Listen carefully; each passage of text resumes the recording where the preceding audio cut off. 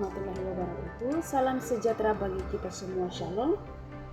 Orang bijak pernah mengatakan, kamu dapat memiliki ide-ide berlian, tetapi jika kamu tidak menjelaskannya ide-ide berlian itu, maka tidak akan membawamu kemanapun kamu berada.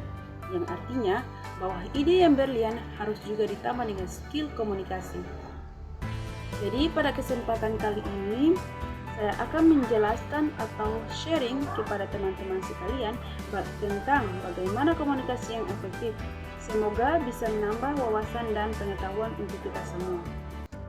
Jadi poin yang pertama itu saya akan menjelaskan sedikit tentang pengertian komunikasi. Komunikasi yaitu kegiatan penyampaian dan penerimaan pesan atau ide-ide dari satu pihak ke pihak lain dengan tujuan agar mencapai kesamaan pandangan atas ide yang diperlukan tersebut. Yang berikut ini ada beberapa elemen yang terdapat dalam komunikasi. Yang pertama, komunikator. Komunikator merupakan orang yang menyampaikan pesan. Dan yang kedua, media.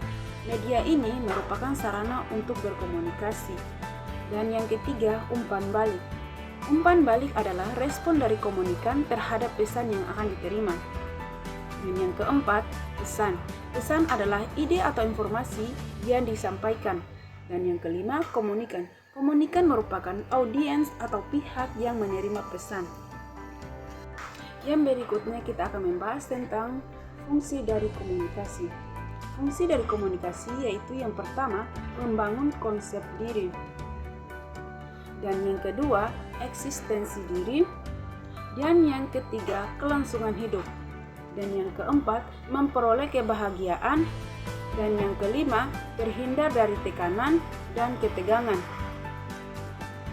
Adapun kebiasaan positif dalam berkomunikasi. Kebiasaan ini dapat terjadi dalam bentuk verbal, refleksi gerakan fisik, tampilan bahasa tubuh, dan lain sebagainya. Kebiasaan dalam bentuk verbal itu misalnya seperti pada saat orang lain sedang berbicara, biasanya spontan kita itu ye atau iya. Kemudian, dalam bentuk gerakan fisik, misalnya pada saat kita berbicara atau orang lain sedang berbicara, biasanya kedua tangan pindah atau bergerak. Dan jikalau dalam bentuk bahasa tubuh, biasanya pada saat orang sedang berbicara, maka posisi mulut dan bibir kita itu tersenyum netris.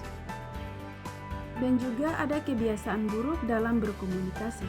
Kebiasaan dari perilaku negatif juga dapat terjadi dalam bentuk verbal, refleksi gerakan fisik, tampilan bahasa tubuh, dan lain sebagainya.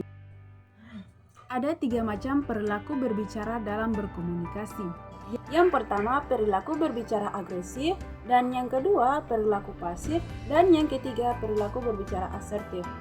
Adapun hal-hal yang perlu diperhatikan pada saat berkomunikasi yaitu yang pertama, kontak mata.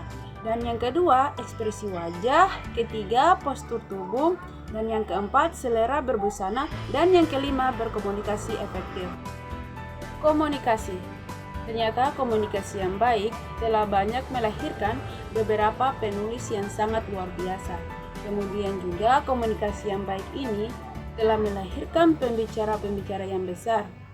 Jadi hampir semua masalah dalam kehidupan manusia ini cenderung berakar pada masalah komunikasi. Yang pertama itu ketidaksanggupan untuk menerima kekurangan orang lain dan ketidaksanggupan menerima hak buruk orang lain, dan bahkan ada yang tidak sanggup menerima kekurangan diri sendiri. Nah, kemudian ada tips komunikasi yang baik. Yang pertama, kenali konsep diri kita.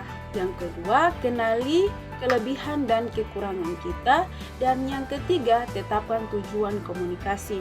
Dan yang keempat, gali manfaat dari komunikasi tersebut. Dan yang kelima, buat draft pembicaraan.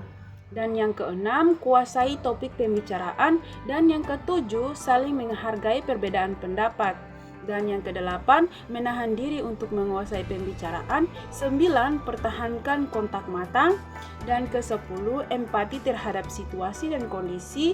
11, dan gunakan bahasa yang dapat dimengerti.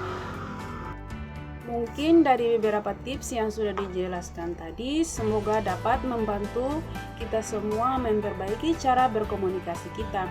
Semakin bagus komunikasi kita, maka kehidupan kita itu akan sangat menjadi lebih baik. dan semakin baik kualitas hidup kita, maka kebahagiaan itu menjadi milik kita. Itu saja yang bisa saya sampaikan tentang komunikasi yang efektif. Semoga kita dapat menerapkannya dalam kehidupan kita sehari-hari dan juga semoga dapat bermanfaat bagi kita semua. Dengan mengucapkan wabillahi taufiq wal hidayah, wassalamualaikum warahmatullahi wabarakatuh.